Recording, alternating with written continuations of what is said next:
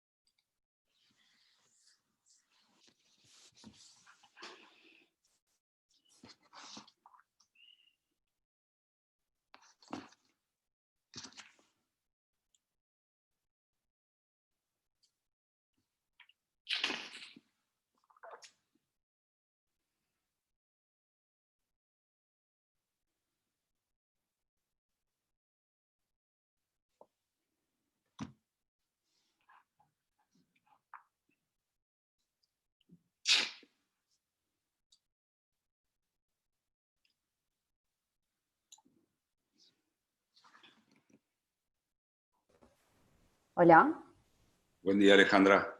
buen día. ¿Se me escucha bien? Muy bien. Vamos a esperar un par de minutitos, 10:30.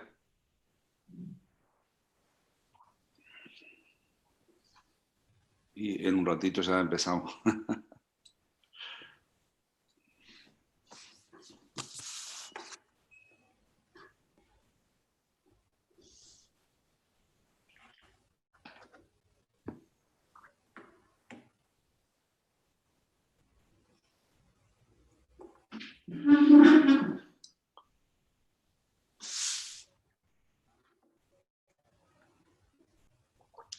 ¿Llevaste el mate cuando estabas en España, Alejandra? Sí, pero pocas veces lo llevé igual al hospital. ¿Lo llevaste al hospital? Mm. Bueno, en España conocen mucho el mate. Hay muchos sudamericanos. Sí.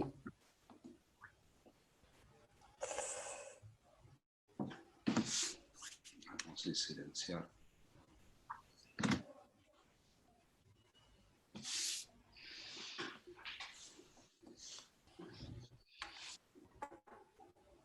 Ahí está Nuria. Muy bien. Ahora ya les vamos a dar la... Moto G6 es Nuria. Yo Estamos los de acá... esperando unos minutos. Sí, acá veo, sí, Moto G6. A los de acá siempre les pido, no a los invitados, pero que sí se pueden editar el nombre a la entrada, porque a veces no sabemos con quién estamos.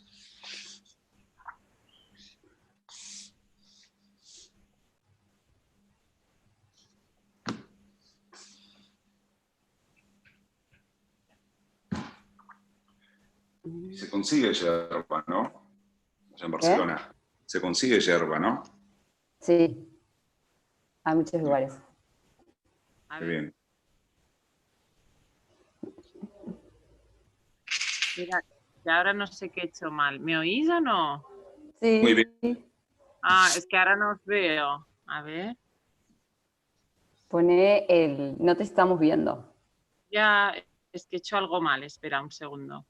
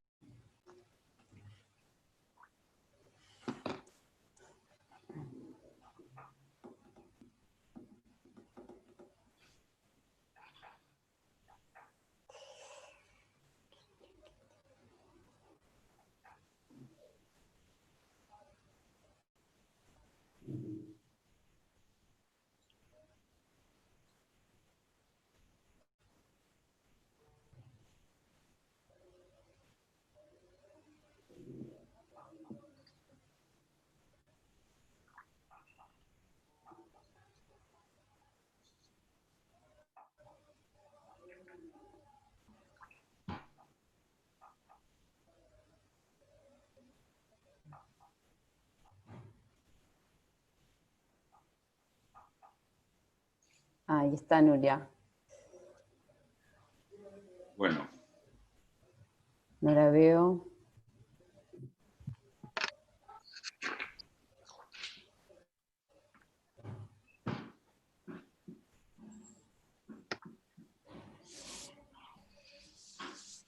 Ay, ¿Sí?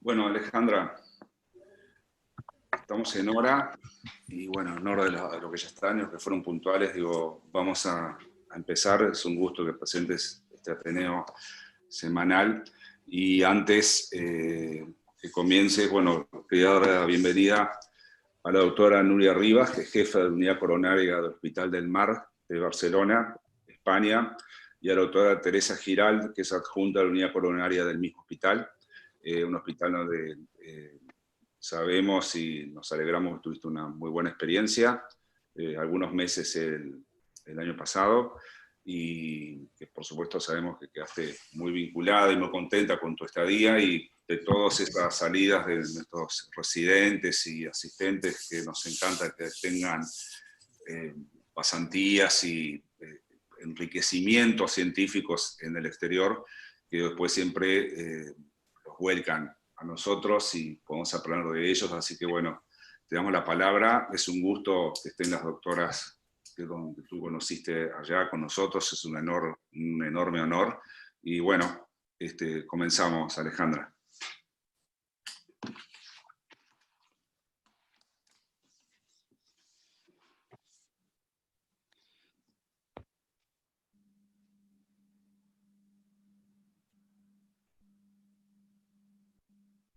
¿ahí se ve bien?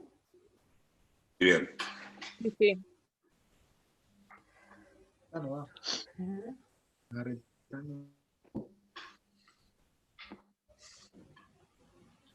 Tienes que poner modo presentación.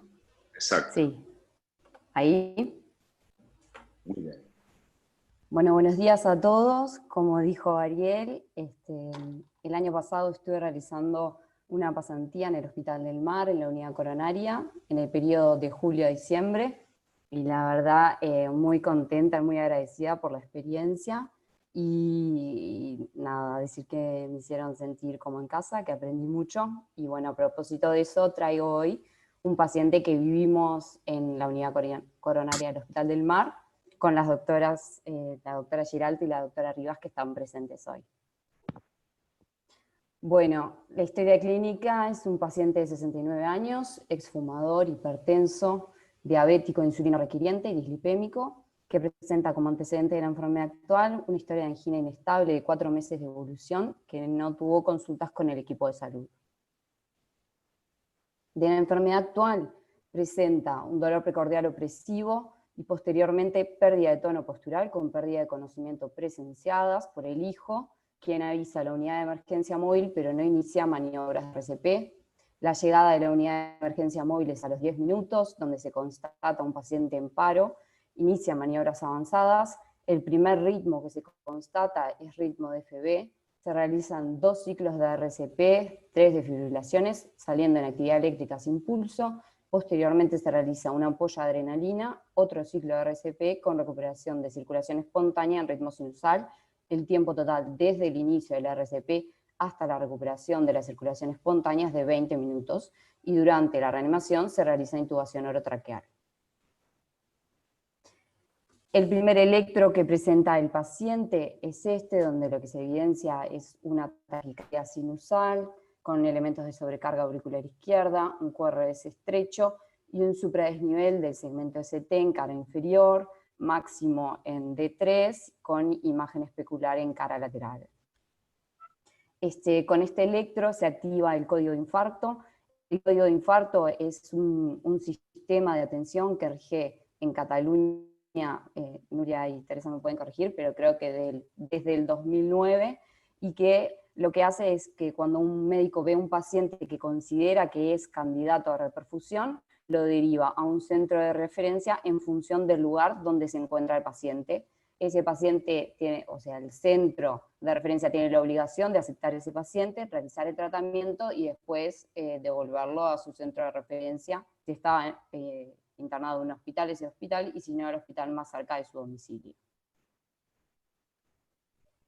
Del examen físico del ingreso se destaca paciente normotenso, con una presión de 135/85, con buena perfusión periférica, sin drogas vasoactivas, intubado con FIO2 de 100%, saturado a 98, bajo sedación, apirético. Del examen cardiovascular, un ritmo irregular de 103 ciclos por minuto, los ruidos normales, sin soplos, sin roces, sin elementos de retención hidrosalina, un examen pleuropulmonar normal y el resto del examen físico normal. Alejandra, volvé al electro, por favor. Ese electrocardiograma es inmediatamente post-reanimación, es el primero post-reanimación Sí. hemodinámicamente. Sí. Si tiene algo de infranivel también la cara anterior. ¿Alguien quiere agregar algo de nuestros compañeros del electrocardiograma? El electro, Ale, debe de ser el primero del hospital, porque los electros del SEM, el formato es distinto. O sea, no debe ser el inmediatamente post-RCP, debe ser el primero de cuando llega al hospital. El de llegada al hospital. Sí, sí, porque el formato del SEM es distinto. Bien. Bueno, ¿Sigo? sí. Ariel, ¿o alguien quiere comentar algo del electro?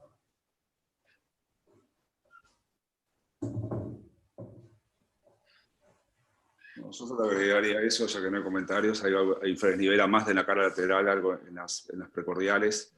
Hasta de pronto se ve también un infradesnivel, que todo puede ser secundario a la espuria de cara inferior. No es tampoco está claro, pero no es un superdesnivel enorme tampoco, lo que quedó. No, Bueno, y de hecho en la cara inferior las TES ya son negativas, ¿no? Que va un poco en contra de un electro en fase, de un infarto en fase hiperaguda. Correcto. Doctor Trujillo.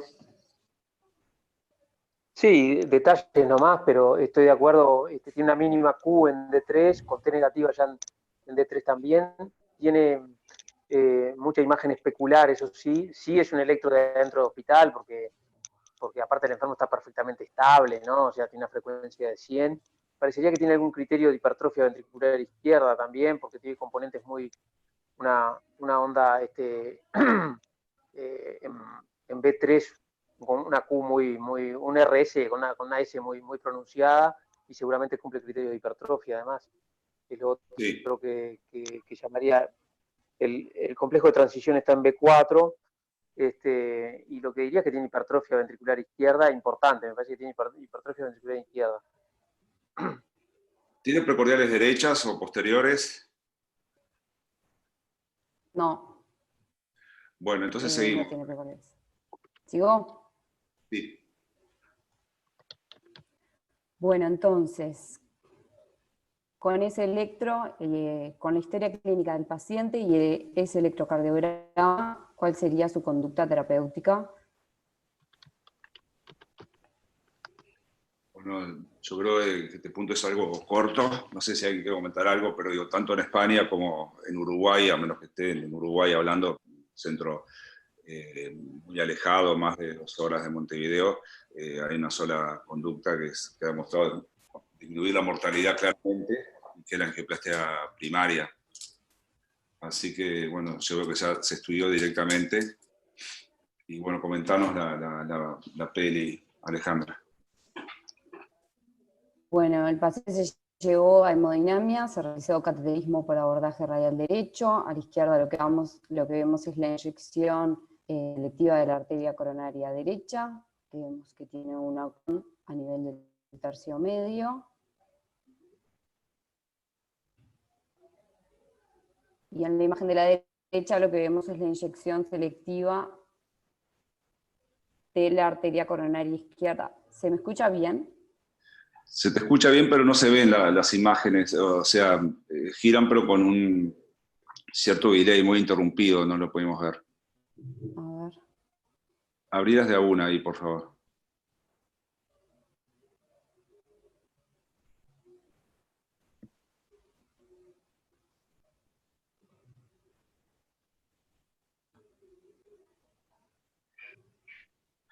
Quizás saliendo del modo de presentación, Sí.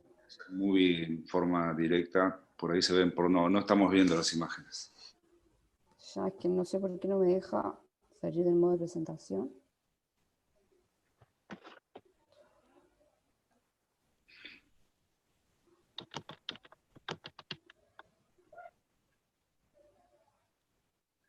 ¿Le diste escape? Sí. Esa. Si no, pasa para atrás una slide y después para adelante, Esta. Ale. Sí, sí, más. Eso mismo, así. A ver.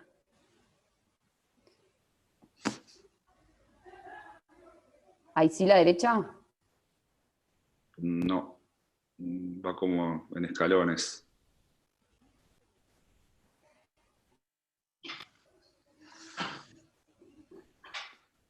Igual se ve que hay una oclusión en tercio medio y después se ve un trombo distal que parece un ramo posterolateral. Y la izquierda no parece tener lesiones obstructivas significativas. Ahí Parece la D proximal también, ¿no? Aproximadamente la lesión crítica. No la vi. Por lo que vi así por flash. Subiendo a la derecha sí se ve como que se ocluye, la derecha muy flexosa, se ocluye el tercio medio después de ese ramo marginal agudo, y lo que dijo Rafael, se observa una rotación de contacto distal, que obviamente debe ser un coágulo,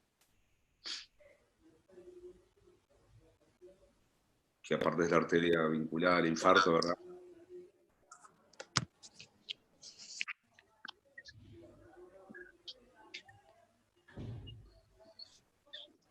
Bueno, con estos hallazgos se realiza angioplastia de la arteria coronaria derecha media con implante de un stent. Así, en la imagen de la izquierda vemos el pasaje de la guía con apertura de la arteria y a la derecha vemos el implante del stent.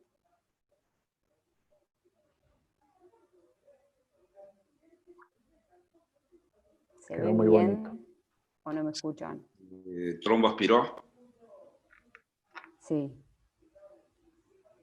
A ver si sin videos. ¿Ahí me vuelven a escuchar bien? Sí, muy bien. Bueno, entonces el informe del cateterismo, oclusión de la arteria coronaria derecha media con alta carga trombótica, con embolización distal y flujo inicial timicero. Se realiza tromboaspiración efectiva, teniéndose material trombótico rojo y se implanta un stent liberador de fármacos. Después de una lesión severa en arteria ascendente anterior ostial, que se decide tratamiento médico inicial, y se destaca que además durante el procedimiento presenta mioclonias de miembros inferiores que requieren tratamiento farmacológico con valproato y levetiracetam. El electro post-angioplastia del paciente, que de lo que se destaca este electro es que persiste con un supradesnivel en cara inferior y que además presenta una inversión de la onda T anteroseptal de B1 a B4. El paciente entonces es trasladado a la unidad coronaria con hemodinamia estable, con noradrenalina dosis bajas, que se inició en contexto de sedación, sin elementos de hipoperfusión y suficiencia cardíaca, intubado, ventilado, con sedación y fármacos anticomiciales.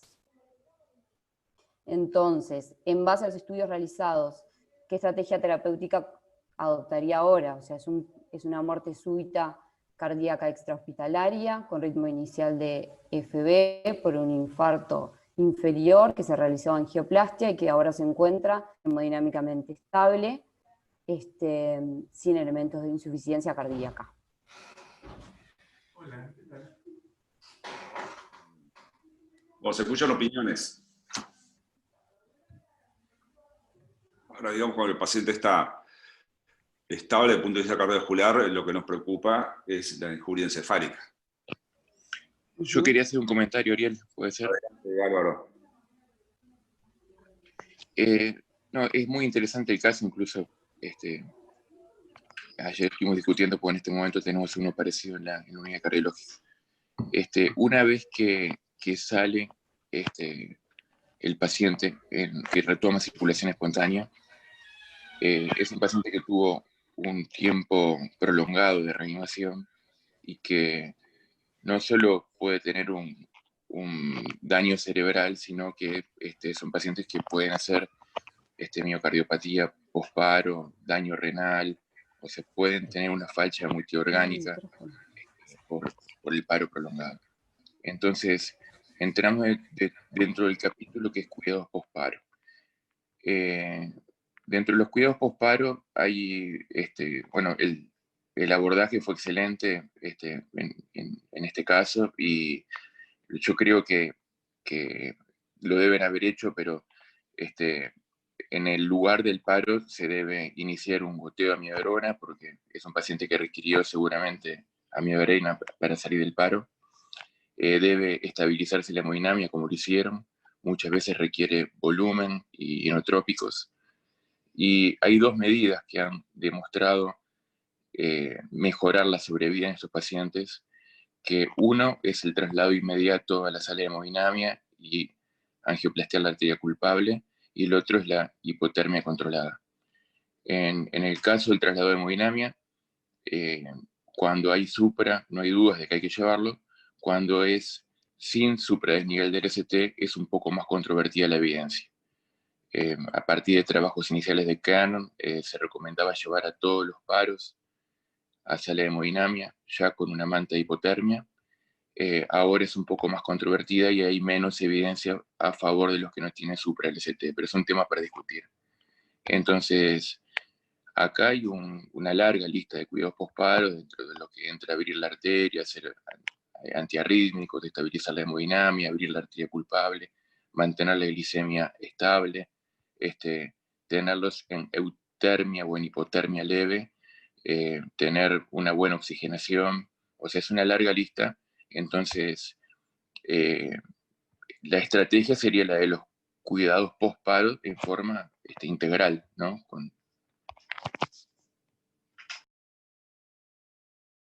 Era eso nomás. Álvaro, vos que tenés tanta experiencia, por lo más sos intensivista, aparte de cardiólogo, ¿te llamó o no la atención que después de una reanimación relativamente prolongada salga con una buena cifra de presión arterial, buena producción periférica? Uno lo que está más acostumbrado a ver después de una reanimación así, que tienen que remar con las cifras, con inotrópicos, cifras hemodinámicamente muy malas, y este paciente no ha requerido apoyo inotrópico. ¿Eso te llama la atención o no? Pero me parece escuchar que tenía apoyo inotrópico, ¿no? Sí, noradrenalina, pero dosis bajas. Y eso fue después de la angioplastia al principio, ¿no? Y estaba con 13,8 de presión, ¿no? Sí,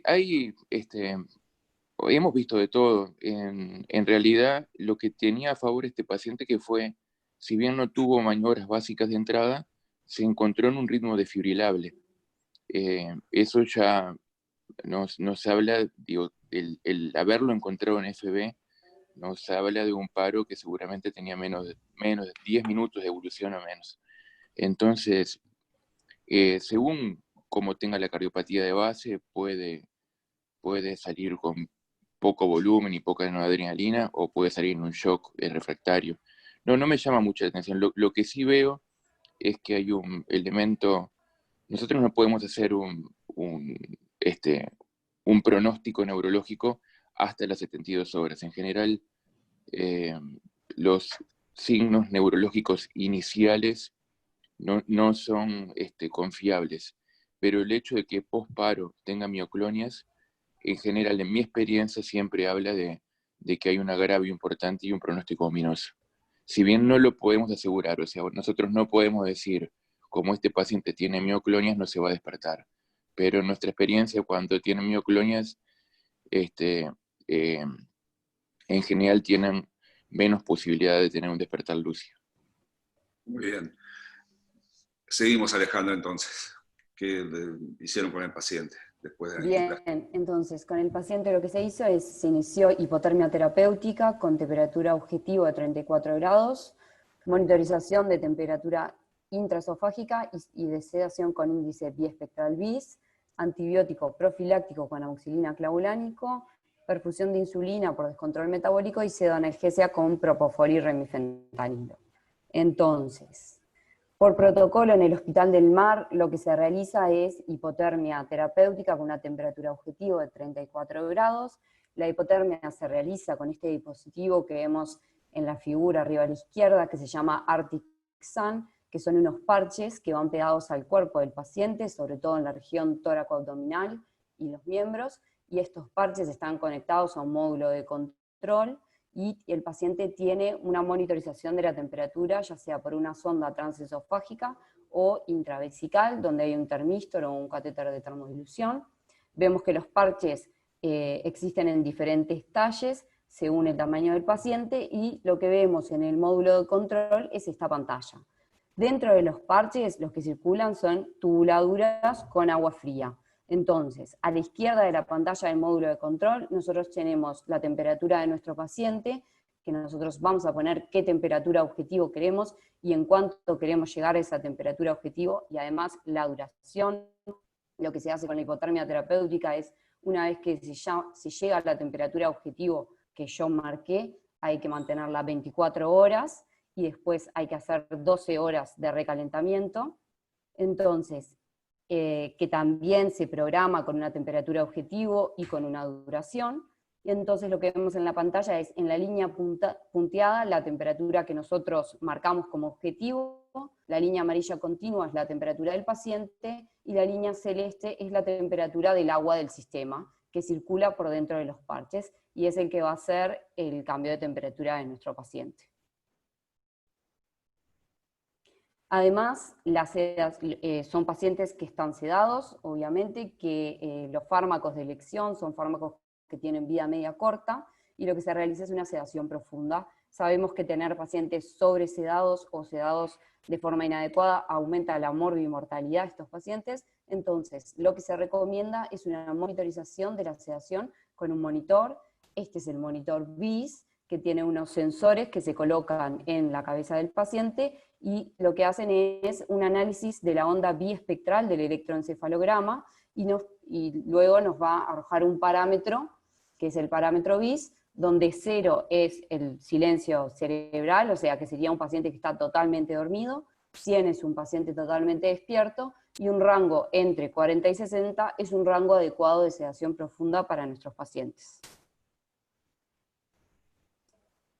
Esta es la placa que tiene el paciente al ingreso, que tiene un índice cardiotorácico en el límite superior de la normalidad, un poquito aumentado, y tiene un infiltrado difuso bilateral, y además había noción de aspiración durante la maniobra de intubación, así que se interpretó como una neumonía aspirativa. Dentro de la analítica sanguínea, las primeras troponinas son troponinas T ultrasensibles de 560 para un valor de corte de 14, el hemograma era normal, apenas una leucocitosis de 11.900, función renal normal, sin disionías, enzimograma hepático normal, y una hemoglobina glicosilada de 10,6 como elemento de mal control metabólico de su diabetes. El ecocardiograma, un ventrículo no dilatado ni hipertrófico, con FEBI normal, una hipoquinesia inferolateral, basal, un ventrículo derecho normofuncionante, sin valvulopatía significativa, sin complicaciones mecánicas, y una cava inferior de diámetros normales. A las 20 horas de iniciar la hipotermia, recordamos que la hipotermia, entonces, una vez que llegamos a nuestra temperatura objetivo, hay que mantenerla 24 horas, y luego de esas 24 horas es que se empieza el recalentamiento, que habitualmente dura 12 horas, pero este paciente a las 20 horas de iniciar la hipotermia presenta este electro, que lo que tiene es una bradicardia sinusal, ¿sí? La persistencia del supradesnivel inferior, que ya lo habíamos visto en el electro posangioplasia, y además tiene extrasistolia ventricular frecuente y está trigeminado. Entonces, con este electrocardiograma, y dado que el paciente ya iba a 20 horas de hipotermia, se decide la suspensión precoz de la hipotermia, retomando después ritmo sinusal con adecuada frecuencia cardíaca. La hemodinamia persiste estable con dosis bajas de noradrenalina, que a las 48 horas se logran suspender. En lo respiratorio tiene una evolución adecuada, pese a su neumonía aspirativa, se mantiene ventilado con FIO2 de 0,6, PIP baja de 6 y PAFI de 350, bajo tratamiento antibiótico. Y en lo neurológico, el paciente que estaba con sedación, recordemos con propofol y remifentanilo, no tiene respuesta al estímulo doloroso ni apertura ocular, pero tiene reflejos de tronco presentes con un índice BIS adecuado y sin mioclonias bajo tratamiento anticomiciales. Entonces, luego de las 12 horas del recalentamiento, lo que se hace habitualmente es, se realiza la suspensión de la pseudoanalgesia y se evalúa el estado neurológico del paciente, y nuestro paciente presentó un resultado mantenido, es decir, que tenía reflejos del tronco presentes, pero que no tenía respuesta ni al estímulo doloroso ni apertura ocular.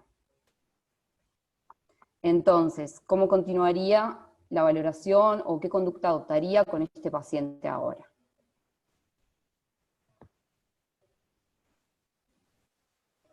O sea, una evolución neurológica por ahora negativa. ¿Alguien quiere comentar algo con respecto a qué conducta se adoptaría en este momento?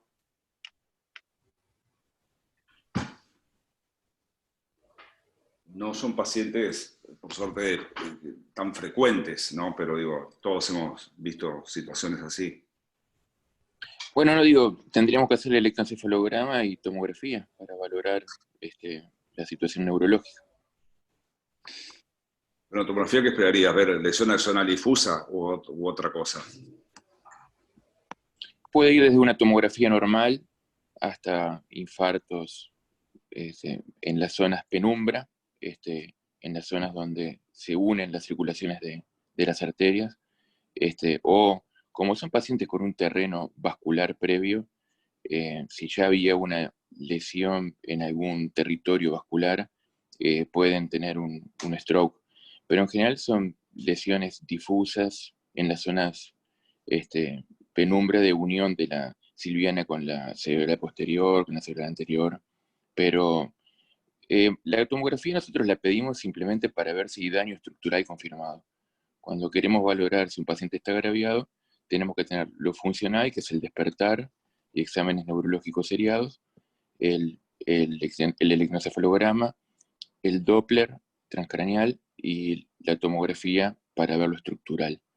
Eso según la experiencia de cada centro, pero digamos, en este momento la valoración va orientada a ver si este paciente está agraviado o no está agraviado. Por ahora lo que tenemos es que le suspendemos la sedación y no ha tenido un despertar adecuado, nada más que eso. Doctor Rivara.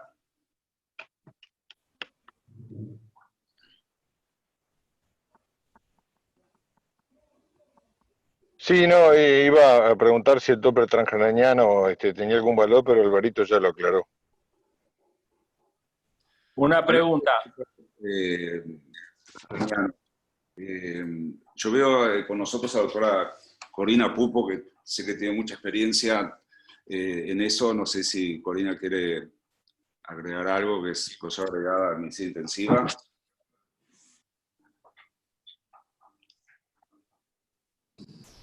Hola, sí, buenos días. Usted con nosotros tanto tiempo. Sí, la verdad, muy interesante el caso clínico. Yo, sobre el Doppler transcraniano, que quizás me querés preguntar, lo haría, es decir, tendría más valor si el paciente, sabemos que no es un paciente que esté muerte encefálica, ¿verdad? No tiene nada, dijeron que tiene reflejo de tronco, y la sedación, está con sedación, o sea que, aparte de que sabemos que está en muerte encefálica, no sabemos qué nivel de conciencia tiene, lesional tiene, porque está bajo sedación, o sea que cuando se saque la sedación, vamos a ver qué es lo que tiene. Entonces, el Doppler nos podría hablar de aumento de las resistencias a la circulación, en este caso no vamos a ver seguro un paro circulatorio cerebral, porque no lo tiene, únicamente no lo tiene. Lo que sí podríamos ver es que hay un aumento de la resistencia con un aumento del índice de pulsatilidad, que es lo que se ve, y que en general puede influir en el pronóstico. Esto puede, digamos, darnos una idea pronóstica de los pacientes, fundamentalmente los que no recuperan la normalidad de ese índice de pulsatilidad. Eso es ¿no? Bueno, y nada más, el Doppler acá tiene ese valor, un aumento del índice de pulsatilidad sería de mal pronóstico, ¿verdad? Y la velocidad es disminuida, pero tiene mucho más valor en realidad si yo pienso que este paciente está evolucionando una muerte encefálica que no lo pienso en este momento. Nada más que eso. Gracias, Corina. Doctor Freire. No, perdón. Buenos días. La pregunta era si el electroencefalograma en este momento tiene algún valor para definir o para avanzar en la etapa en el agravio encefálico, o en el estadio del agravio encefálico que puede tener este paciente. Por ahí el doctor Nijemeyer habló de 72 horas, pero me gustaría saber la opinión de nuestras colegas de España con respecto a la oportunidad del electroencefalograma. ¿Me oís ahora? ¿Me oís? Sí. Muy bien. Vale. La verdad es que, bueno, la encefalopatía hipoxémica siempre es muy difícil de valorar, ¿no? Este paciente, yo creo que hay dos cosas que a mí me llamaron mucho la atención.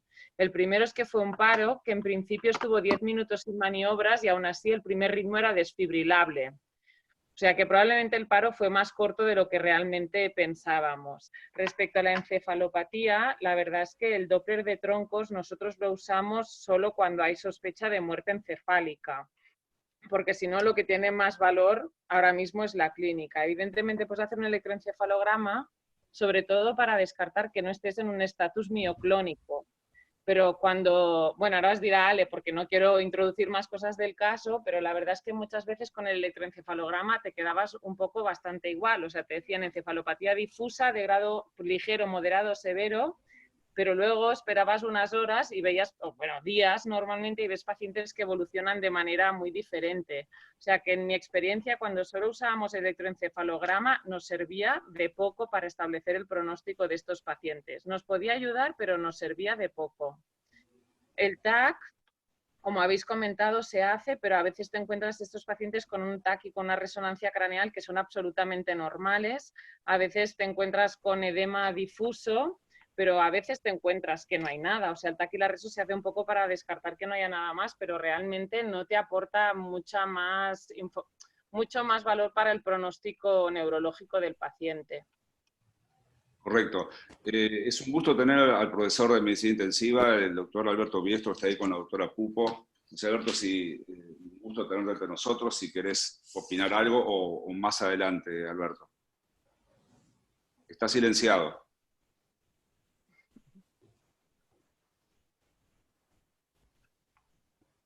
Buen día, ¿ahora sí? Buen día, Alberto, sí, te escuchamos bien. Muchas gracias por la invitación. Yo comparto lo que ha dicho la colega de España, de que probablemente el paro hemodinámico fue más corto de lo que aparece en la historia.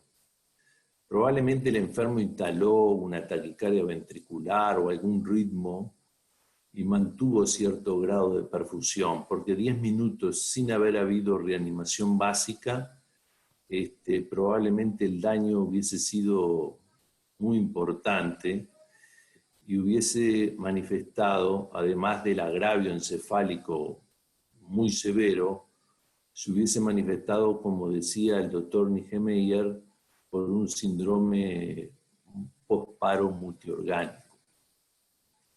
Respecto a la evaluación post-paro neurológica, nosotros tomamos las 72 horas como un punto clave. Y estoy de acuerdo con la colega española en que la mayoría de los estudios valen por el positivo, no por el negativo. Es decir, si yo encuentro, por ejemplo, un estatus epiléptico no convulsivo en el electro, o un ritmo alfoide, por ejemplo, el ritmo alfoide, que es el ritmo alfa, pero en otra topografía, seguramente son factores pronósticos de mucho peso. Lo que más estamos usando son los potenciales evocados a partir del tercer día. Yo no sé si en el centro español tienen experiencia para poder adelantar el pronóstico de la encefalopatía hipoxémica. No me he querido adelantar porque como venía en el caso después, pero sí, evidentemente lo que más estamos usando ahora y lo que más valor nos da son los potenciales evocados. y es lo que estamos haciendo. La frontera de las 72 horas, la verdad es que cuando haces hipotermia lo que te recomiendan es retrasar un poco más toda la evolución neurológica, porque la eliminación de sedación es más lenta y porque puede tardar más en recuperar un nivel neurológico. Y de hecho en el protocolo de nuestro centro, si se ha realizado hipotermia, los potenciales evocados los haces al 7º día posparo, no al 3er día posparo, como se hace en los paros en los que no se realiza hipotermia terapéutica. Perfecto, completamente de acuerdo. Bueno, entonces seguimos, Alejandra, a ver cómo fue lo que se hizo inicialmente. Gracias por los comentarios de todos. Yo les pido, por favor, que hay muchos micrófonos abiertos y por eso digo eso. Los tengan silenciados y cuando vayan a hablar, lo activen, por favor. Adelante, Alejandra.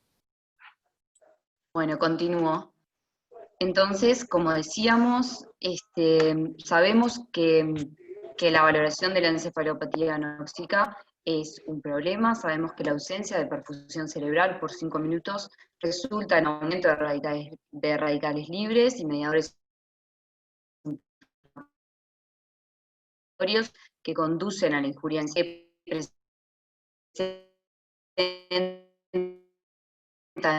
un paro cardiorrespiratorio reanimado y que persiste. O sea, tenemos 3 los que se recuperan rápidamente, los que tienen muerte encefálica y los que quedan con un estado vegetativo. En estos pacientes, la evolución pueden ir a un estado de conciencia mínima, recuperan o persisten en ese estado de conciencia mínima, o quedar en un estado vegetativo permanente. Y lo que nosotros queremos lograr es diagnosticar de forma precoz estos 2 escenarios. El estado vegetativo permite conciencia. Para esto contamos... Se escucha mal, Alejandra. ¿Se escucha bien? No, si tenés celular, Ale, compartirle conexión. No podrá bajar de la móvil hasta que el médico. Sé que en el hospital la falla está nueva.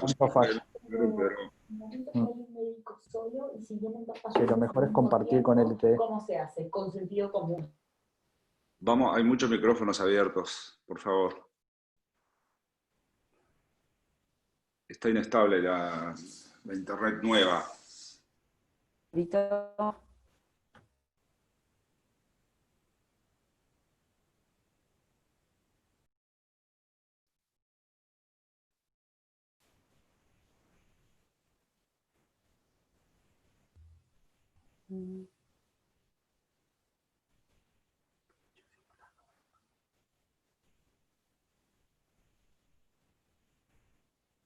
¿Ahora sí se me escucha bien?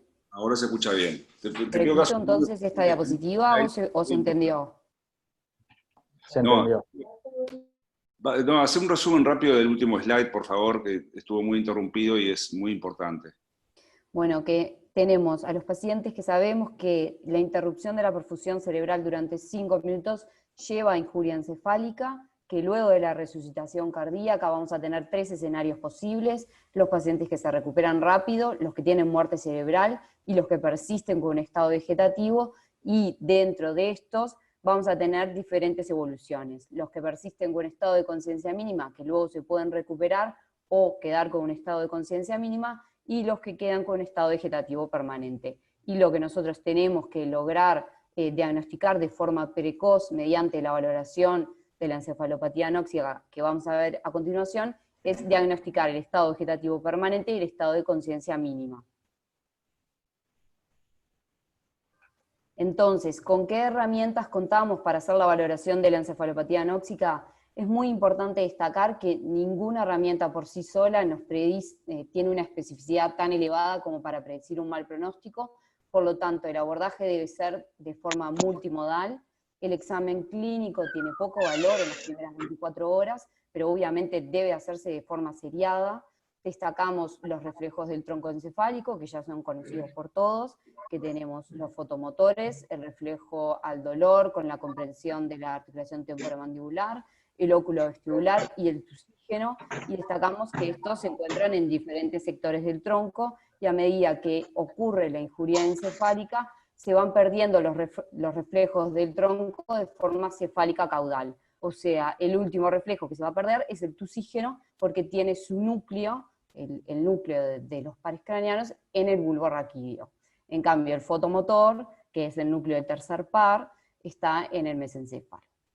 Después, otro elemento clínico de mal pronóstico, como mencionó Nuria previamente, es el estatus neoclónico. Dentro de los elementos bioquímicos contamos con las enolasas neuroespecíficas, que en nuestro país no hay, pero que en España se realizan.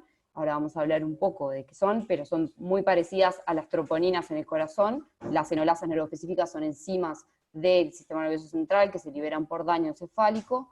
Dentro de los electrofisiológicos, el electroencefalograma y los potenciales evocados, y dentro de los estudios de imagen, la resonancia, el TAC, SPECT, angiografía cerebral, Doppler transcraneal y medicina nuclear. Bien, el algoritmo que propone la guía de reanimación del 2015 es el siguiente. En las primeras 24 horas realizar control de temperatura, luego de las 12 horas realizar el recalentamiento, después de las 12 horas se realiza la suspensión de la sedación, y ahí hay que excluir factores confundentes como pueden ser la sedación residual, la hipotensión, el descontrol metabólico, las disionías. Y entonces, en estos pacientes en los que se excluyeron esos factores confundentes que persisten con una respuesta motora de la escala de Glasgow 1 a 2, es decir, que no tienen respuesta al estímulo doloroso o que tienen una respuesta extensora, es en los pacientes en que vamos a empezar la valoración de la encefalopatía anóxica, y los primeros exámenes que vamos a realizar, y que son los que tienen mayor especificidad, son el reflejo pupilar y corneal, o sea que estos dos reflejos estén ausentes, y la ausencia de los potenciales evocados de forma bilateral. Si tenemos uno o estos dos presentes, o sea, los reflejos ausentes y los potenciales evocados ausentes, nosotros podemos predecir con una buena especificidad un pobre pronóstico neurológico y podríamos limitar las terapias de soporte vital básico. Si no tenemos estos parámetros, continuamos la valoración con otras herramientas diagnósticas a las 24 horas, y lo que hacemos es valorar las enolasas, la presencia de un estatus mioclónico en las primeras 48 horas luego de la recuperación de la circulación espontánea, un patrón de salva-supresión en el electroencefalograma, y elementos de encefalopatía anóxica en la tomografía o en la resonancia. Si tenemos dos de estos parámetros, también podríamos predecir un pobre pronóstico neurológico y limitar las terapias de soporte. Si no los tenemos, hay que hacer control evolutivo y después seguir con las mismas herramientas. Entonces, en nuestro paciente lo que se realizó fue un ataque de cráneo en las primeras 24 horas que no tuvo alteraciones, las enolasas, que la mayor fue de 114 microgramos litros, para un valor de corte de 88 en los pacientes en los que se realiza hipotermia, que predice un mal pronóstico, y el electroencefalograma que evidenció signos de encefalopatía difusa, de grado moderado severo, y actividad paroxística sobreañadida, pero sin criterios de estatus epiléptico. Por último, lo que se realizaron son los potenciales evocados. Los potenciales evocados es una prueba que se realiza a los pies de la cama del paciente. Obviamente este no es el caso de nuestro paciente, pero sí se hace en los pacientes que están en UCI, y lo que se hace es medir la señal eléctrica, por ejemplo, de un nervio periférico. En este caso lo que se hace es, se estimula de forma bilateral el nervio mediano, y se mide la señal en diferentes sectores de la vía de transmisión nerviosa. Entonces, N9 corresponde a la señal, se coloca un electrodo por encima de la clavícula, y esto corresponde a la señal nerviosa a nivel del plexo braquial. N13 se coloca un electrodo a nivel de la vértebra C7 y corresponde a las vías sensitivas de la médula espinal, y N20 es un electrodo que se coloca a nivel de la cabeza y corresponde a la corteza somatosensorial primaria. Entonces lo que vemos que al estimular ambos nervios medianos, tenemos señal en el plexo braquial, tenemos señal en la médula, pero tenemos ausencia bilateral de la señal cortical. Entonces, con este resultado de los potenciales evocados, que ya dijimos que es una prueba que tiene gran especificidad, para el mal pronóstico neurológico, se declara la muerte encefálica, se limita el esfuerzo terapéutico y se realiza extracción de órganos en asistolía controlada para donación. Bien, con respecto a la revisión bibliográfica, voy a hablar entonces del control de la temperatura post-paro cardiorrespiratorio. Vale, un poquito, antes de empezar la revisión. Bueno, lamentablemente tuvo una mala evolución, todo estuvo, se sella la evolución del ser humano en los primeros segundos y minutos cuando la persona para, ¿no? Es tremendo y muy triste. A ver, Rafael Mila pidió la palabra. Arrancamos por él. Sí, antes de la revisión, algunas reflexiones generales. Primero que Uruguay es un país pequeño de Latinoamérica, pero que tiene algunas cosas que funcionan como el primer mundo y otras que funcionan claramente como un país del tercer mundo, que es lo que somos. Particularmente en este punto, creo que debemos reconocer que nuestro sistema es muy malo para la atención de estos pacientes, que tenemos una gran fragmentación, que tenemos un desarrollo de la cardiología dirigido por la financiación sin una cabeza sistema, donde tenemos ausencia de planes globales, como los que tiene Cataluña y el resto de España, que la verdad que son un ejemplo para nosotros a seguir. En otro orden, darle gracias al COVID, porque si hay algo que ha traído de positivo es que ha hecho posible que en los Ateneos participe personas que están muy lejos y que tienen muy alto nivel, como estas colegas que están junto a nosotros. Así que además se agradece la presencia, y que es además, no quiero dejar de destacar, que como otro hecho evolutivo importante que tiene Cataluña respecto al Uruguay, que también venimos atrasados, que tienen 2 mujeres en lugares protagónicos, que eso también es muy importante y digno de imitar. Así que es una reflexión general, simplemente para ubicarnos un poco en dónde estamos, y que se ha aprendido muchísimo de este caso, y que estamos muy, muy lejos de hacer las cosas bien en la atención del posparo cardíaco en este país. Doctor Biestro, doctora Pupo, ¿quieren comentar algo del caso antes de comenzar con la revisión bibliográfica?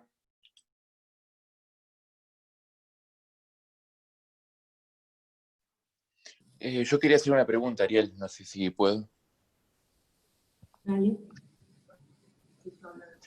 Sí, Álvaro, podés hablar, podés preguntar, o no sé si era de esto o no.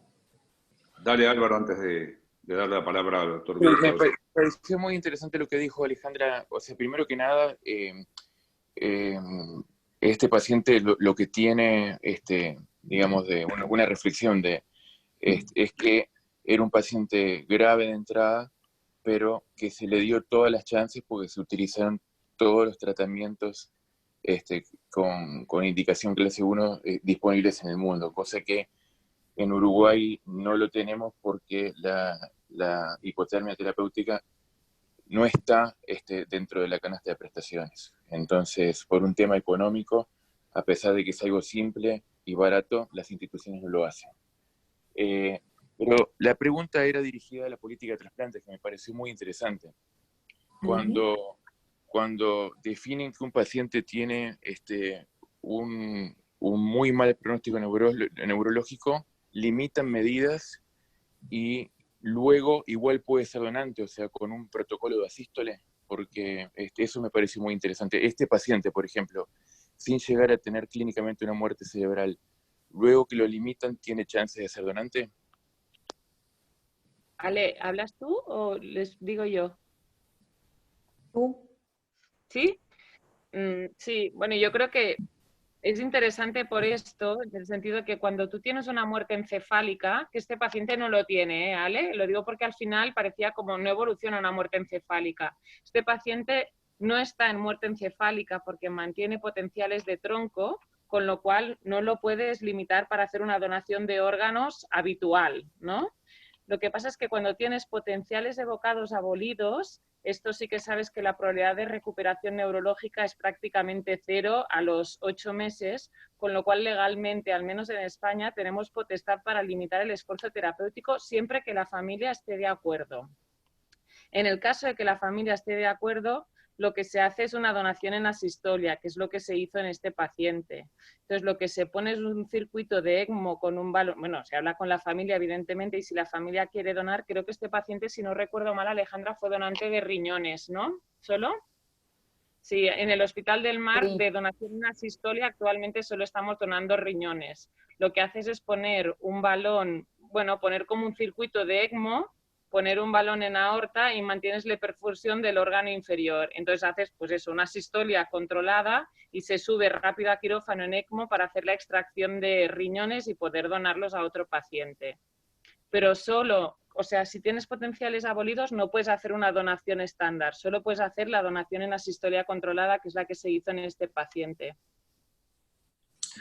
Un aspecto, estamos muy lejos en Sudamérica de poner ECMO a un paciente que va a donar un órgano, es tremendo, es sorprendente, claramente. No, algo con respecto a lo que dijo Rafael, si bien estamos de acuerdo en la situación que estamos, acá un hecho positivo que me gustaría que Nijmeier, que estuvo en eso metido personalmente, comentara, que es la ley del acceso público a la resucitación cardíaca me gustaría mejor que hablara algo como se ha diseminado el uso de DEAs y todo, que mucha gente han salvado, gente que estaba totalmente sin posibilidad de ser reanimada exitosamente hace no tantos años. Álvaro, ¿querés comentar? Sí, digamos, nosotros tenemos en Uruguay la ley 18.360, que lo que dispone la obligatoriedad del uso de DEAs en los espacios públicos donde circulan un promedio de más de 1.000 personas por día. Y la reglamentación de la ley obliga a todas las empresas públicas y privadas del país a capacitar a su personal en técnicas de resucitación cardíaca, aunque no tengan la obligación de tener un DEA. O sea que todas las empresas públicas y privadas del país tienen que tener a su personal capacitado en un curso definido por el Consejo Nacional de Resucitación. Con eso hemos aumentado enormemente las técnicas de resucitación cardíaca, sobre todo el masaje cardíaco, en la calle, en domicilio, y el acceso a los desfibriladores. Pero este tipo de casos siguen ocurriendo porque, bueno, todo depende de los testigos presenciales, y en este momento en la unidad cardiológica tenemos un paciente similar que paró en domicilio en un lugar con ambulancias cerca, pero fue trasladado por un patrullero sin masaje a un centro de asistencia secundaria. O sea que estos casos siguen ocurriendo. O sea, en Uruguay estamos muy bien en lo que es técnicas de masaje cardíaco, georreferenciación de los DEA, uso de DEA, pero estamos muy mal en lo que es tener una política de traslado directo a un centro de angioplastia y de hipotermia controlada, que en este momento ningún centro del país la hace, a pesar de que es una técnica simple y de bajo costo. Gracias, Álvaro. Bueno, le había dado la palabra hace un rato al doctor Biesto, a la doctora Pupo, si quería comentar algo antes de la revisión bibliográfica.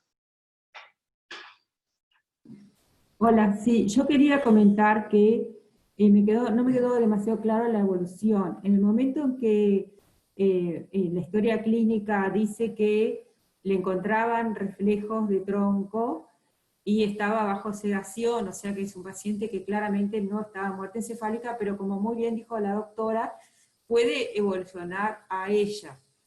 Ahora, no me queda claro si realmente evolucionó o no, porque hubo dos opiniones como diferentes.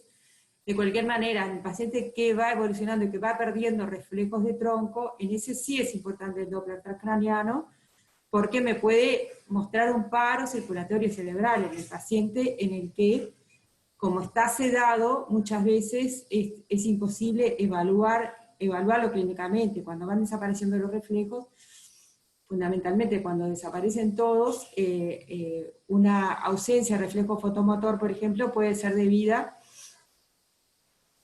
a sedantes a dosis elevadas. Entonces, el paro circulatorio cerebral es claramente visible con el Doppler transcraniano, que el Doppler transcraniano no es una imagen, no es una técnica de imagen en realidad, sino más bien de función, porque lo que ve es cómo circula la sangre, a qué velocidad circula la sangre dentro de las arterias. Y en el paciente que va a la muerte encefálica post-paro, que en general una cosa que hay que decir es que van lentamente, no es como un trauma que muchas veces va rápidamente a la muerte encefálica, sino el que es por injuria encefálica anoxoisquémica va más lentamente. A veces hemos visto pacientes que demoran más de 10 días en llegar a la muerte encefálica post-paro. Como les digo, no me quedó claro, pero tendríamos que, si pierde los reflejos de tronco, hacerle un Doppler transcraniano estaría indicado. Nosotros la experiencia con potenciales evocados en la muerte encefálica ha sido, capaz que el doctor Bieslo fue el que los vivió, nos han dado falsos positivos y por eso no la estamos usando, pero eso fue hace bastante tiempo, quizás con el tiempo estos exámenes pueden haber evolucionado más. Bueno, no sé, Alberto. Sí, la segunda generación de potenciales, sobre todo somestésicos, potenciales evocados somestésicos, tenemos mejor experiencia. Respecto a la hipotermia, que fue lo que me convocó el doctor Durán, nuestra experiencia es en el trauma encefálico, sobre todo para el control de la hipertensión intracraneal refractaria. No la hemos usado prácticamente en enfermos post-paro. La pregunta, que seguramente será evacuada en la revisión bibliográfica, es si estos pacientes requieren hipotermia controlada o normotermia controlada, y probablemente algo más prolongada. Esa es la pregunta que dejo al chat pendiente. Muchas gracias por la invitación. Un gusto. No sé si Nurio o Teresa quieren responder. Sí, bueno, respecto al tema neurológico, como os he dicho, en nuestro centro, evidentemente lo primero que se hace es retirar la sedación. Y al retirar la sedación solo quedaron reflejos de tronco preservados, todo el resto de reflejos estaban ausentes. En estos casos es cuando se hacen los potenciales evocados, que ya he dicho que cuando se hace hipotermia se hacen al 7º día, o sea que es un paciente que ya lleva unos cuantos días sin sedación. Si los potenciales evocados son abolidos, es lo que os he comentado antes, que ya sabemos que el potencial de recuperación neurológico es ausente y entonces en estos pacientes sí que los podemos limitar. Lo que tiene que quedar claro es que unos potenciales evocados presentes no significa que el paciente vaya a recuperarse neurológicamente. Es decir, solo te sirven unos potenciales abolidos para saber que el paciente no se va a recuperar. Pueden quedar presentes y el paciente a evolucionar a un estado de conciencia mínimo, es decir, a no tener una recuperación neurológica favorable. Y como bien ha dicho una doctora que creo que es intensivista, yo pienso un poco también como ella, que lo que son la evolución a muerte encefálica por injuria, ¿no?, por daño por encefalopatía, suelen ser muy lentas, porque muchas veces son por edema cerebral y tardan bastante en producirlo. No es lo mismo que cuando hay un traumatismo. Entonces, en este paciente, porque los potenciales ya estaban abolidos, pero si hubiesen sido presentes, normalmente esperas una semana, 10 días más para ver si no mejora neurológicamente o realmente evoluciona a una encefalopatía postanóxica y a una muerte encefálica. Pero este paciente no evolucionó a muerte encefálica, quedó con unos potenciales abolidos, pero no tenía criterios de muerte encefálica. Y ahora no recuerdo bien, pero antes de hacer una asistolia controlada, creo que siempre se hace Doppler de troncos supraórticos. Doppler transcranial. Correcto. Alejandro, yo tengo una pregunta. Volvé un segundo nomás al slide del algoritmo sobre la evolución del estado neurológico. Tengo esta pregunta. No, el anterior. ¿Por qué es la diferencia? Algo ya estuvieron explicando recién, pero bien, cuando hablamos hay estado vegetativo permanente. Más de 3 meses en no traumáticos y más de 1 año en traumáticos. Traumáticos es lo que más se dedica el doctor Biestro, el doctor Pupo, bueno, en no traumáticos sería como este caso. ¿Por qué es esa diferencia en la evolución? o mejor dicho, o en la definición de si, para ver de estado vegetativo permanente. Esa precaución de tomar una diferencia tan importante se debe principalmente al mecanismo fisiopatológico. En la injuria posparo, la injuria es difusa y los plazos y los estudios estadísticos han mostrado que si no hay cambio a los 3 meses, no va a haber cambio más allá. En respecto a los traumáticos, se tomaba 6 meses, se toma 1 año, y algunos plantean ahora hasta 2 años, porque la lesión, aunque el mecanismo es difuso, la lesión, cuando se estudian el parénquima cerebral, es muy heterogénea. Es decir, hay islotes de tejido sano con islotes de tejido lesionado. Entonces, la posibilidad cerebral plástica y de ahí la recuperabilidad es mucho más factible. Y además porque clínicamente y estadísticamente se ha visto que hay pacientes que a veces incluso más allá del año pueden recuperar. Son casos raros, pero existen. Por eso esa gran diferencia que se toma para hacer la definición de estado vegetativo permanente según el mecanismo fisiopatológico que actuó. Y otra cosa es que importante me parece es que también está la definición de estado vegetativo persistente, que muchas veces puede persistir por toda la vida del paciente, y es más claro que el permanente, porque permanente muchas veces lo decimos en forma retrospectiva, el paciente quedó toda la vida en estado vegetativo, entonces sí fue permanente. Pero nunca sabemos en un estado vegetativo persistente si realmente puede tener una mínima posibilidad de recuperar el contenido de la conciencia, ¿no? Puede tenerlo. Entonces siempre el término persistente es mejor porque me cubro de que el paciente cuando digo permanente es que ya no va a tener, y nunca sabemos realmente si el paciente no va a pasar a un estado de mínima conciencia o inclusive a recuperar el contenido de conciencia. No sé si Nuria o Teresita quieren agregar algo con respecto a este punto. Y acto seguido vamos con la revisión.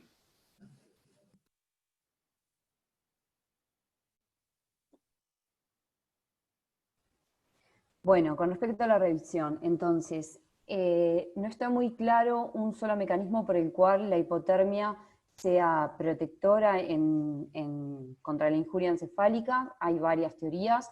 Una es la disminución del consumo de oxígeno que se produce a nivel encefálico, la supresión de producción de radicales libres, el mantenimiento de integridad de las membranas lipoproteicas, la disminución de las demandas de oxígeno en zonas de bajo flujo sanguíneo, reducción de la acidosis intracelular e inhibición de la biosíntesis y liberación de neurotransmisores excitatorios. Bien, en el 2002 surge el primer estudio, que es un ensayo clínico randomizado publicado en la New England, en donde se avala la hipotermia como tratamiento dentro de los cuidados posparos.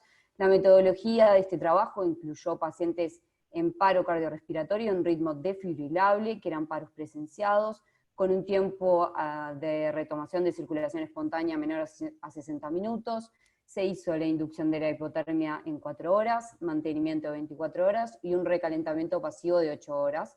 Entonces se aleatorizaron 275 pacientes, 137 al grupo de hipotermia con una temperatura objetivo de 32 a 34 grados y 138 a la normotermia.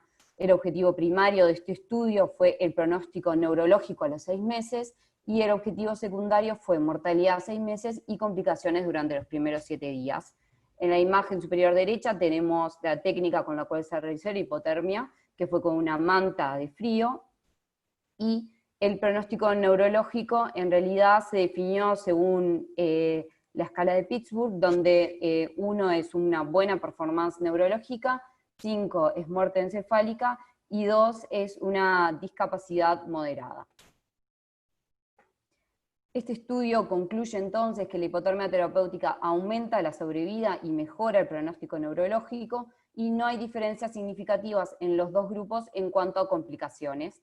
A la izquierda vemos entonces la curva de sobrevida, y a la derecha, como en las guías del 2010, entonces por este estudio realizado se incluyen dentro de los cuidados post-paro el control de la temperatura o hipotermia terapéutica. Posteriormente a las recomendaciones de las guías, de estas guías del Consejo de Reanimación Europea, surgen algunas interrogantes, sobre todo un grupo de investigadores evidencia que en el grupo de tratamiento, del tratamiento estándar, o sea, a los que no se les hacía hipotermia, habían presentado fiebre, y surge la interrogante de si el beneficio era por la hipotermia o por evitar fiebre, que ya sabíamos por otros estudios, como este estudio que muestro a la derecha, que es un estudio prospectivo donde se evidenció que la fiebre en las primeras 48 horas de los paros cardíacos reanimados era un elemento de mal pronóstico. Entonces, en el 2013 surge este estudio que lo que hace es, incluye pacientes también en paro cardiorrespiratorio, que son todos paros que son de presumible origen cardíaco, con cualquier ritmo inicial, el 80% era defibrilables, el 20% no defibrilables, y se hace control activo de temperatura por 28 horas, recalentamiento, y se hace 3 días que se evita temperatura mayor a 37,5. En este estudio, que también es un ensayo clínico aleatorizado, se aleatorizan 930 pacientes, 473 al grupo de hipotermia de 33 grados y 466 al grupo de normotermia. El objetivo primario de este estudio fue evaluar la mortalidad por todas las causas, el secundario, evaluar un mal pronóstico neurológico y o mortalidad a los 180 días, y como conclusión no evidencia diferencias significativas entre los dos grupos, es decir, entre la normotermia y la hipotermia, y evitar en esas primeras 72 horas la fiebre. Entonces, en las guías de 2015 se cambian las recomendaciones y se recomienda un control de temperatura que antes era de 32 a 34 grados, es decir, que era hipotermia leve. Ahora lo que se recomienda es control de temperatura de 32 a 36 grados, que obviamente, como vimos, tiene mayor evidencia en paros cardíacos que son extrahospitalarios y con ritmo inicial defibrilable, pero también se recomiendan con menor evidencia en paros cardiorrespiratorios en ritmo iniciales no defibrilables y paros que son intrahospitalarios. Con respecto a divide las fases de la hipotermia en 3, en inducción, mantenimiento y recalentamiento. Dentro de la inducción se evaluó también la posibilidad de realizar enfriamiento prehospitalario, pero no hubo suficiente evidencia para apoyar esto. Un estudio realizado por Kimi y colaboradores que hizo enfriamiento prehospitalario no evidenció en realidad que había más chance de tener edema agudo de pulmón y de paro, pero bueno, la hipotermia acá fue realizada con suero frío, entonces esto pudo tener que ver con los resultados. Después, con respecto a los dispositivos para realizar hipotermia, contamos con dispositivos que son externos e internos. Sabemos que los internos nos brindan en realidad una temperatura más confiable, pero no hay evidencia que ninguno sea mejor que otro.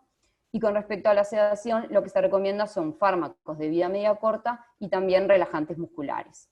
El mantenimiento, una vez que llegamos a nuestra temperatura objetivo, tiene que ser de 24 horas, y el recalentamiento de 12 horas aproximadamente, que lo que se recomienda es hacer un recalentamiento de 0,25 a 0,5 grados por hora.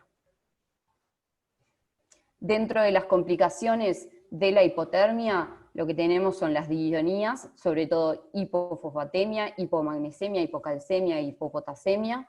Que la hipopotasemia sobre todo se trata cuando hay valores menor a 3 de potasio o cuando hay arritmias. La hiperglucemia, que es por un aumento, en realidad hay como una resistencia a la insulina, y el objetivo es mantener glicemias entre 110 y 140 miligramos decilitros. También estos pacientes tienen más infecciones, sobre todo neumonía, y por lo tanto se hace en tratamiento antibiótico profiláctico, y ni bien llega al paciente hay que hacer serie de cultivos. Sangrados por alteración de la coagulación y plaquetopenia. bradicardia sinusal con alargamiento del QT y poliuria. En el estudio realizado por Nielsen y colaboradores, los únicos elementos que tuvieron un mal pronóstico y que aumentaron la mortalidad fueron la hiperglicemia persistente y las crisis epilépticas.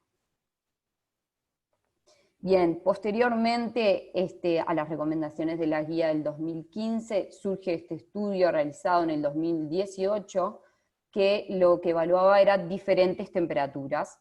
Entonces incluyó a pacientes con paro cardíaco extrahospitalario en ritmo desfibrilable, de etiología cardíaca, con tiempos de RCP menor a 20 y a recuperación de circulación espontánea menor a 60.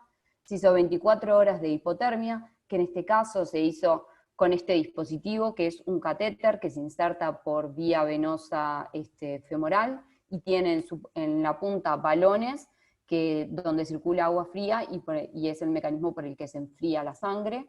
Es otra estrategia.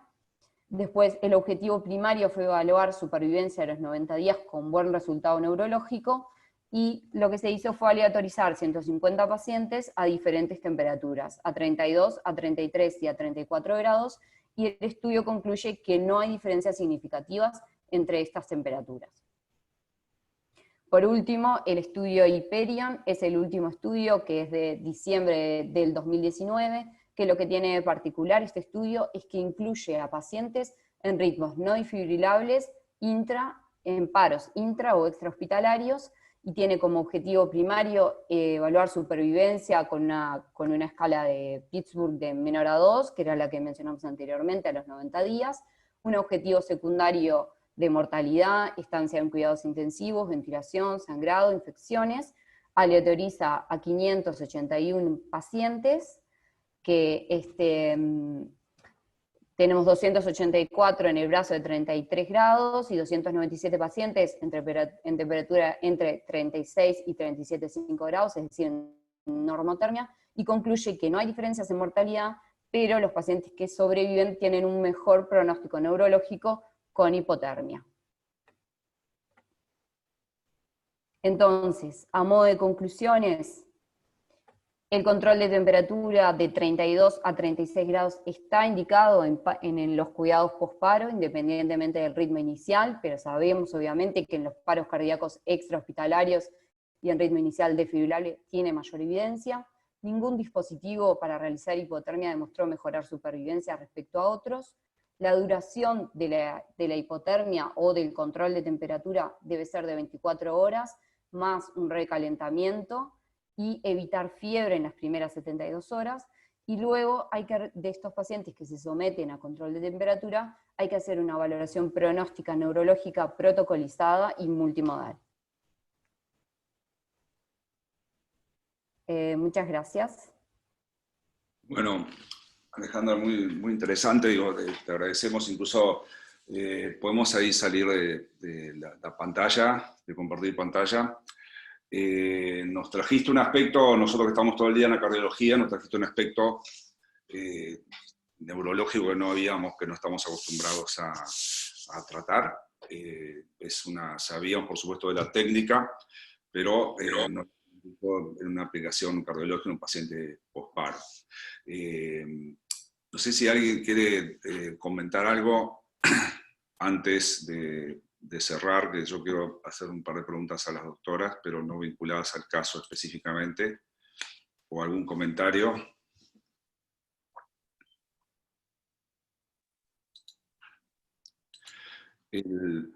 Bueno, nuevamente agradecer a la doctora Nuria y Teresa por haberse unido a nosotros, gastar su tiempo, para nosotros fue muy valioso, maravillosa ciudad en la que viven y trabajan, de las más lindas del mundo, sin lugar a dudas, y bueno, con gente con las cuales tenemos tanta afinidad. Para terminar, quería preguntarles, ya que las tenemos aquí y de primera mano, obviamente estamos todos totalmente atentos a las noticias, sabemos todo lo que está pasando, pero no es lo mismo nunca hablar. A ver, en este momento, cómo está la ciudad y cómo está el trabajo con respecto a todo esto. Sabemos perfectamente todo lo que sufrió España, y todos tenemos parientes, amigos allá. y estábamos tremendamente preocupados, pero contanos ahí un poquito brevemente antes de terminar cómo está la situación ahora que están retornando lentamente a la normalidad. Nuria, Teresita, las dos, que quieran. Nuria, bueno, hola a todos, gracias por la invitación. Bueno, ahora mismo la situación, por el coronavirus parece más estable y estamos intentando ya redactarnos y empezar a volver a la normalidad en lo que refiere a la cardiología. De momento, sobre todo intentamos separar mucho el contacto, ¿no?, entre los pacientes para intentar evitar contagios, pero dentro ahora del hospital nuevos ingresos por coronavirus hay muy pocos, o sea, casi todos los test ya salen negativos. Estamos haciendo todo paciente que ingresa, todo test para determinar si son positivos o no la PCR, para ubicar los que puedan estar contagiados en áreas y evitar el contacto con pacientes no contagiados. Pero de momento todo parece que está más estable.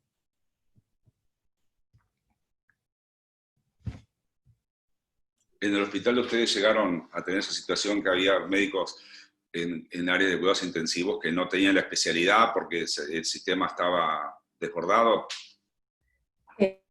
En cuidados intensivos estuvo solo intensivistas, en los anestesistas que también, ¿no?, que aparte tienen la línea de reanimación, ¿no?, la REA, que están habituadas a cuidados intensivos, y cardiólogos y neumólogos hacíamos apoyo a la unidad de intensivos, pero siempre normalmente con un intensivista en los grupos que teníamos. O sea que no ha habido profesionales que no tuvieran la especialidad, digamos, de intensivos. Correcto. ¿Y la vida social actualmente en Barcelona es normal? No, de momento seguimos en estado de alarma, o sea que si ahora, por ejemplo, la vida social en bares, en restaurantes y bares y todo está limitada a un 20%, sobre todo terrazas. Interiores en Barcelona, que somos los que vamos más lento, ¿no?, dentro de España, los que tenemos más restricciones, está de momento muy, muy limitada aún. A ver si pasamos, estamos en una, se llama fase 2, que esta semana es la que hemos empezado a que algún restaurante tenga tablas, ¿no?, mesas interiores, casi todo es exterior. Correcto. Bueno, ¿perdón? No, colegios y escuelas prácticamente están todas cerradas aún. ¿Y el transporte público? Está abierto, pero con restricciones y con menos horarios. Pero sí que está abierto ya. Correcto. Bueno, Nuria, ha sido un gusto conocerte, a Teresita, a Alejandra, a Alberto, Corina y bueno, todos los compañeros. Ha sido un gusto tenerlos, creo que ha sido muy enriquecedor este Ateneo. Ojalá nos sigamos viendo pronto y bueno, vamos a seguir trabajando por el día de hoy. Hasta luego. Gracias. Hasta luego. Gracias.